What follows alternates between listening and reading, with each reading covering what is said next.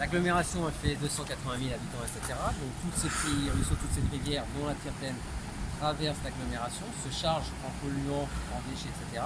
Et après vont se jeter dans l'Allier. L'Allier qui est la dernière rivière sauvage, etc. Ouais.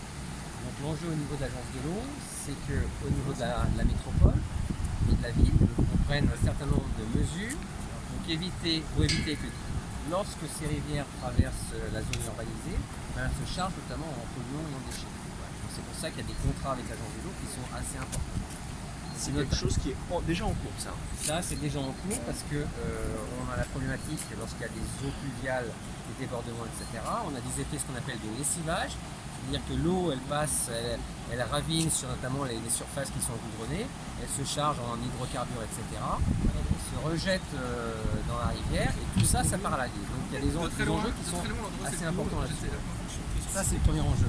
Le deuxième enjeu, c'est par rapport aux inondations.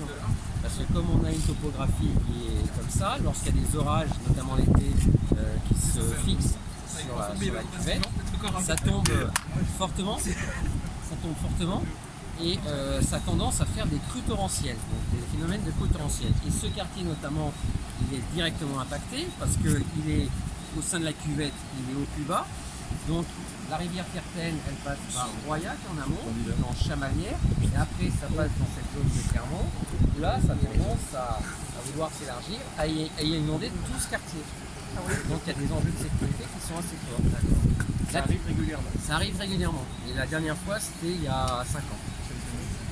Historiquement, la Tirtène, au départ, elle a été utilisée par l'industrie de l'époque, avec des moulins, etc. On a utilisé la force mécanique, et on le retrouve notamment sur Chamalières et sur Roya. Et puis après, on a considéré finalement, c'était plus très utile, c'est devenu un égout dans lequel on a balancé ces saloperies. Et la troisième phase, ça a été dans les années 50, 45-50, de vouloir la canaliser et la cacher. Donc là, c'est vraiment l'exemple parfait où on a totalement artificialisé le lit de la Tirtène. Là encore, elle est découverte. Tout le reste du parcours entre Chamalières, Roya jusqu'à Aulnat, elle est canalisée dans des cadres béton, donc on ne la voit même pas. Donc, on a lancé une étude pointillon, c'est au niveau de la métropole avec des financements d'État, qui s'appelle Axe Tirtène, qui vise justement à identifier un certain nombre d'endroits entre Roya et Aulnat, où justement on pourrait la redécouvrir, la remettre à l'air, de façon à ce que la biodiversité puisse se redéployer, que ce ne soit pas une rivière morte, et aussi que ce soit un lieu de promenade et de rafraîchissement pour les habitants.